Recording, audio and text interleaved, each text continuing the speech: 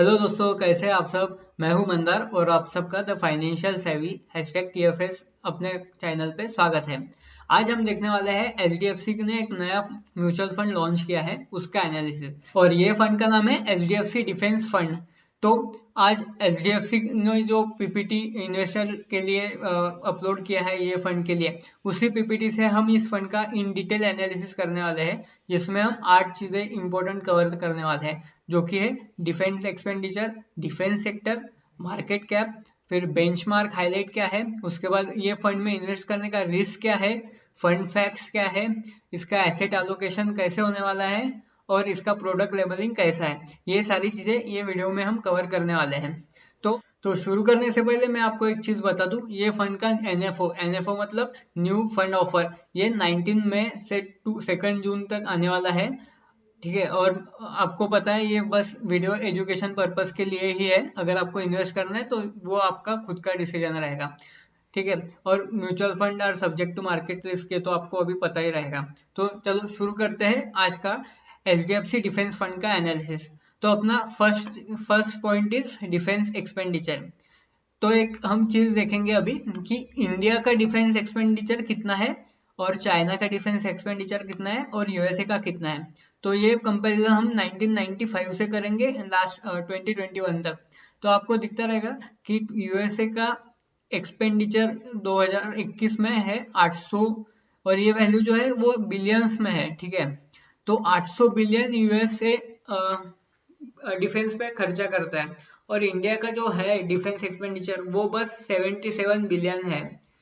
तो आप एक चीज देख लो कि यूएसए 10 टाइम्स ज्यादा इंडिया से डिफेंस पे खर्चा कर रहा है, और इंडिया का 10 टाइम्स कम यूएसए से खर्चा है। और as compare to China, India का 4 टाइम्स डिफेंस एक्सपेंडिचर कम है।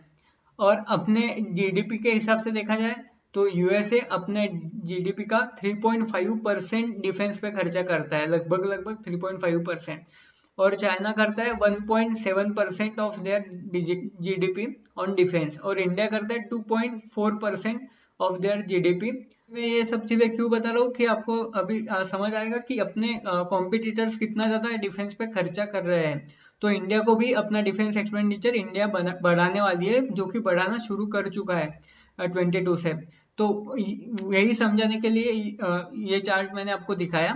अभी हम देखते हैं कि ये डिफेंस सेक्टर क्या है, मतलब इंडिया का डिफेंस सेक्टर में कितना कैलिबर है। तो इंडियन डिफेंस सेक्टर में हम 4 चीजें कवर करने वाले हैं। First is capital expenditure. तो हमारा लास्ट डिकेड से ये डिकेड कंपैरिजन में 9% से हमारा एक्सपेंडिचर बढ़ा है, which is very good thing. दूसरा इंपोर्ट, हमारे लार्जेस्ट आर्म इंपोर्टर्स ग्लोबली, मतलब पूरे दुनिया में हमने 5 साल 2018 टू 2022 में सबसे ज्यादा इंपोर्ट किया है वेपन्स का, ये सब चीजों का। ठीक है, तो हम अभी इंडिया आत्मनिर्भर की तरफ जा रहा है। आप यहाँ पे देख सकते हैं आत्मनिर्भर था। तो ये मतलब हमारा अभी इंपोर्ट कम होगा और एक्सपोर्ट ज्यादा होने वाला है अगले आने वाले सालों में, मतलब हमारी इंडस्ट्री ग्रो होने वाली है, डिफेंस इंडस्ट्री। तो लास्ट 8 ईयर्स में हमारा एक्सपोर्ट 8 गुना बढ़ा है कंपेयर टू पास्ट 8 ईयर्स। ये चार्ट में आपको दिखता रहेगा ये चीज, मतलब हमारी इंडस्ट्री एक्सपोर्ट भी अच्छा खासा शुरू कर दिया है। और अगर ग्रोथ वाइज देखा जाए तो पब्लिक और प्राइवेट कंपनीज का अगर ग्रोथ वाइज देखा जाए तो लगभग 60,000 करोड़ का रेवेन्यू जनरेशन ये इंडस्ट्री ने किया है, डिफेंस सेक्टर ने किया है 60,000 crore, which is very good revenue generation. और वो है प्राइवेट कंपनीज कर रही है 14% CAGR पे, मतलब 14% रिटर्न पे ये कर रही है, और पब्लिक सेक्टर कंपनी कर रही है 8% रिटर्न पे। तो ये सेक्टर में, मतलब ये सेक्टर में कैपेबिलिटी तो बहुत ज्यादा है कि वो बहुत फास्ट ग्रो करने वाला है। ठीक है, तो अभी अपना थर्ड पॉइंट इज ये जो फंड है, डिफेंस फंड है, HDFC का जो डिफेंस फंड है, वो इन्वेस्ट कौन कौन से फंड में कर रहा है, इसका कैटेगराइजेशन कैसा कैसा करने वाला है। तो अभी देखो इंडिया में 21 कंपनीज है जो डिफेंस सेक्टर में काम करती है। ठीक है, और अगर 21 कंपनियों का हमने मार्केट कैपिटल देखा मत, तो वो होता है करीब करीब 3 लाख करोड़। ये 21 कंपनियों का बस मार्केट कैपिटल है। ठीक है, तो वो की बहुत ज्यादा है। अभी इसका कैटेगराइजेशन देखने वाले हैं। तो लार्ज कैप में है, मतलब लार्ज कैपिटलाइजेशन में है दो कंपनीज जो कि करीब करीब 1,77 लाख करोड़ का मार्केट कैपिटलाइजेशन उनका है। मिड कैप में है एक कंपनी जिसका करीब करीब 34,775 करोड़ का मार्केट कैपिटलाइजेशन है। और स्मॉल कैप में है 18 कंपनी जिसका इन टोटल 87,447 करोड़ रुपीस का मार्केट कैपिटलाइजेशन है। तो लार्ज कैप में है 60% जो कि बहुत ज़्यादा अच्छा है। और अभी 21 कंपनीज में से है पब्लिक सेक्टर में 8 कंपनीज जिसका इन टोटल मार्केट कैपिटलाइजेशन है 22 करोड़ 34 लाख 846। मतलब पब्लिक सेक्टर लगभग 78% of this market defence market capture करता है। और प्राइवेट सेक्टर की जो 13 कंपनीज है वो बस 65,000 करोड़ कैप्चर करती है जो कि होता है 22%।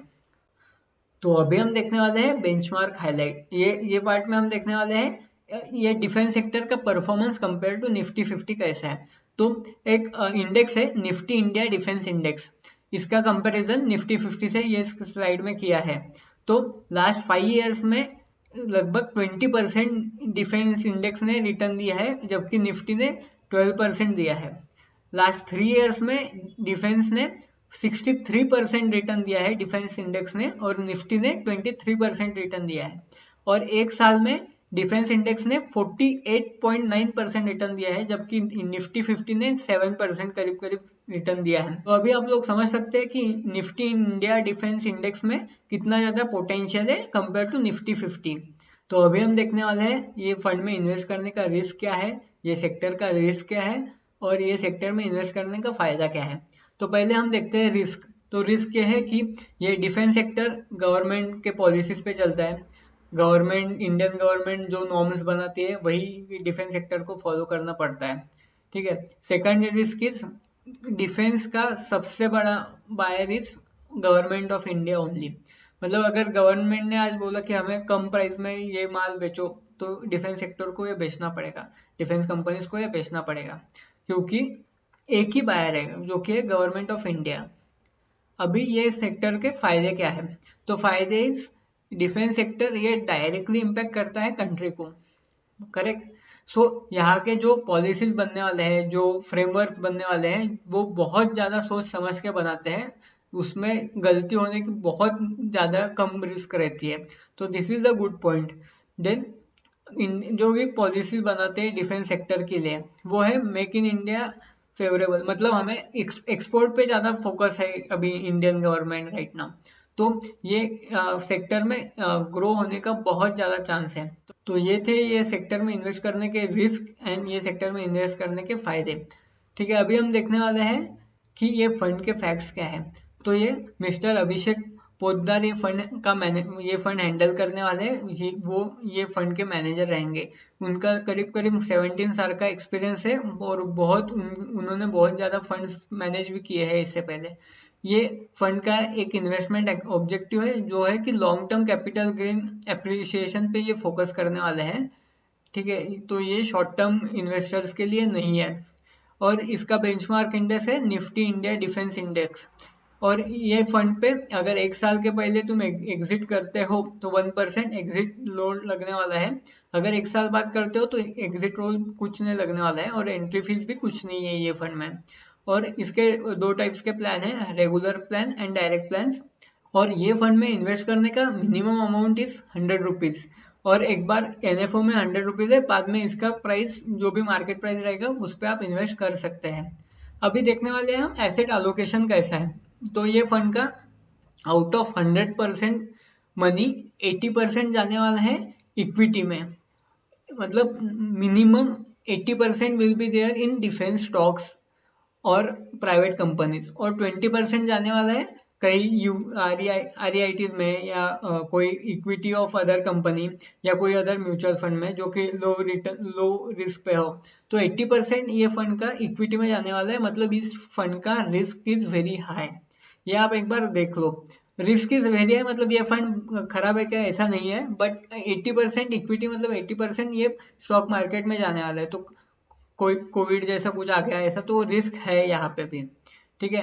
और ये कंपनी ने भी यही बोला है कि प्रोडक्ट लेवलिंग में उन्होंने यही बोला है कि रिस्कोमीटर इज वेरी हाई। तो आप अपना रिस्क देख लो एक बार और फिर डिसाइड कर लो कि आपको ये फंड में इन्वेस्ट करना है कि नहीं। और अगर आपको ऐसे वीडियो और चाहिए एनएफओ के बारे में तो द फाइनेंशियल सेवी को सब्सक्राइब कर दो। Thank you so much guys, bye bye.